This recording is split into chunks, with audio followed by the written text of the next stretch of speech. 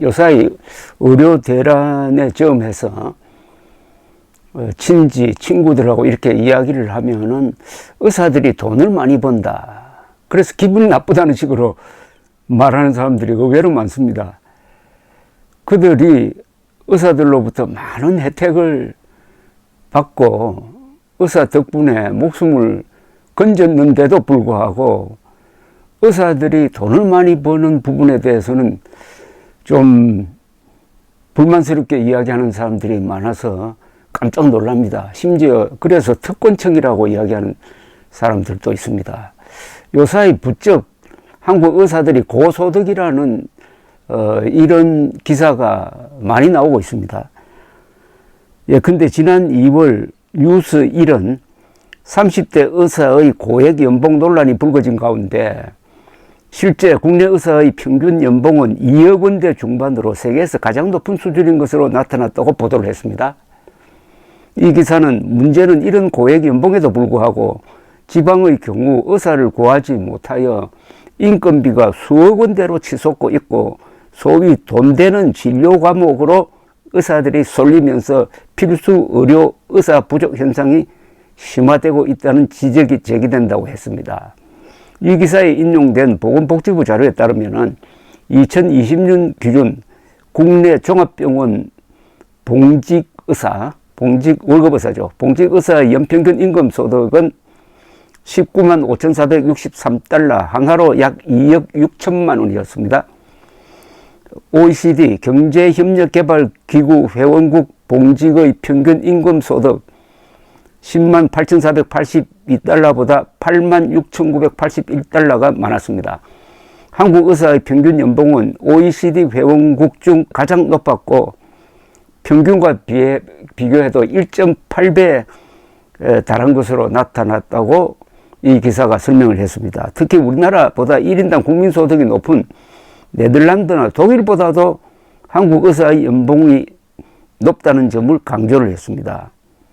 그러면서 또 이런 비교도 했습니다. 의사의 평균 소득은 같은 고소득 전문직인 변호사나 회계사보다도 2배 이상 많았으며 임금 근로자의 6.7배에 달한 것으로 나타났다고 했습니다. 직종의 노동 강도가 달라 단순 비교가 불가능한데도 의사의 고봉급을 강조하기 위한 기사문이었습니다. 직종별 평균 소득 금액 현황을 보면 2021년 의사의 평균 소득은 2억 6,900만 원으로서 변호사의 평균 소득 1억 1,500만 원보다 상당히 높았고 회계사보다도 2.3배가 많았습니다. 이 기사는 의사와 변호사의 소득 격차가 벌어진 이유는 종사자 숫자의 차이에서 찾을 수 있다고 했습니다. 즉 연평균 변호사 배출자 수는 2012년 로스쿨 도입 이후 700명대에서 1700명대로 늘었지만 의과대학의 경우는 2006년 이후 19년 동안 유지됐다면서 숫자가 늘어나면서 경쟁이 치열해진 변호사의 소득은 줄어든 반면 필수 의료 의사 부족 사태에 직면한 의사의 연봉은 천정부지로 치솟은 것이라고 과장을 했습니다. 그래서 의과대학 정원을 늘려야 한다는 뜻으로 읽혀지는 기사였습니다. 자, 우선 따져보겠습니다. 한국 의사가 국내외로 비교해서 소득이 높은 것은 사실입니다. 그런데 이를 비판할 수 있느냐, 도덕적으로 이거 잘못됐다고 할 수 있느냐 하는 문제는 전혀 별개의 문제입니다. 부동산 투자나 주식 투자로 돈을 많이 버는 것을 비판할 수가 없듯이 의사가 열심히 환자를 치료하여 버는 돈이 많다는 것 하나만으로 비판할 수는 없습니다. 같은 전문 직종인 야구 선수를 보면은 오타니 선수는 홈런도 많이 치고 삼진도 많이 시켜가지고 10년간 7억 달러를 받기로 했지만은 욕하는 사람은 없고 오히려 부러워하는 기사들이 거의 대부분입니다. 그런 언론이 의사들의 고소득을 비판적으로 다룬다는 게 조금 이해가 되지 않아서 하나씩 따져보겠습니다. 첫째, 한국 의사들이 돈을 많이 버는 가장 큰 이유는 많은 환자들을 진료하고 치료하기 때문입니다. 1인당 환자 진료 횟수가 OECD 국가들 중 단연 1위입니다. 그러니 고소득일 수밖에 없는 겁니다. 공짜로 버는 것도 아니고 운이 좋아서도 아닙니다. 열심히 일하니 돈을 많이 버는 것입니다. 이건 공정한 게임입니다. 두 번째, 의사가 변호사나 회계사와 같은 수준의 봉급을 받아야 할 이유가 있나요? 의사는 이 세상의 다른 어떤 직종과 다른 특수성이 있습니다. 인간의 고통을 치유하는 직업인으로서 생과 사를 결정하는 전문인이란 점입니다. 인간 생명을 다루는 일이므로 인간사에서 가장 중요한 일을 한다고 봐도 됩니다. 생명을 살리는 일이므로 그냥 돈을 많이 버는 회사의 CEO보다 더 받아도 되지만은 그 정도는 아니죠. 굳이 비교한다면은 조종사 예컨대 보잉 747 에어버스 한 380 이런 큰 비행기를 모는 조종사의 봉급이 아마 연봉으로 따져서 2억 원 넘을 겁니다. 거의 의사와 비슷합니다. 그런데 그 노동 강도에서는 의사가 조종사보다는 세다고 저는 봅니다. 또 비행기는 가장 안전한 운반수단입니다. 운송수단입니다. 그러나 의사가 수술실로 들어갈 때는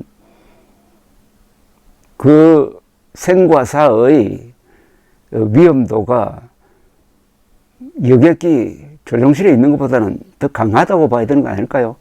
어쨌든 조종사 월급이 왜 그렇게 많으냐라고 따지는 사람은 별로 없더라고요. 자, 행위의 고난도에 따른 정당한 보상이라는 점이 있습니다.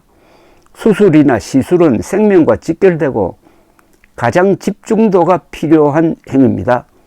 자연히 보상도 많아야 합니다. 그리고 이런 수술과 시술은 다른 사람이 대체할 수가 없습니다. 네 번째, 의사가 돈을 많이 벌기 때문에 환자가 치료비를 많이 내나요? 한국 의사들이 세계적으로 많은 소득을 올린다고 해서 한국의 환자들이 가장 많은 치료비를 내는 겁니까? 오히려 반대 아닙니까? 치료비는 세계적으로 가장 싼 편입니다. 의사의 고소득으로 환자가 손해볼 일은 없고 오히려 의사의 고소득, 그만큼 의사가 열심히 치료하고 진료한 덕을 보고 있는 것 아닐까요? 오히려 의료수가가 너무 싸서 의사들이 환자를 많이 보아야 한다고 볼 정도 있는 것 아닐까요? 다섯 번째, 환자들에게 물어보십시오. 당신들이 낸 치료비와 당신들이 고통에서 벗어난 그 안도감을 비교할 때 억울합니까? 고맙습니까? 저는 치료비의 수십 배, 수백 배의 혜택, 즉 고통으로부터의 해방감을 여러 번 맛보았고 그때마다 의사들이 고마웠습니다. 여섯 번째, 의사들이 가난해지면 환자들이 손해를 봅니까? 덕을 봅니까? 딱 좋은 예가 있습니다. 세계에서 가장 가난한 의사들이 있는 곳, 북한의 평균 수명은 세계에서 가장 부자축에 드는 의사들이 있는 한국보다 13년이 짧습니다.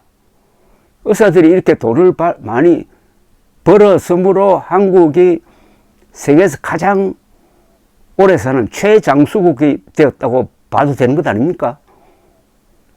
그러면은 앞으로도 의사들이 더 돈을 많이 벌어야 된다.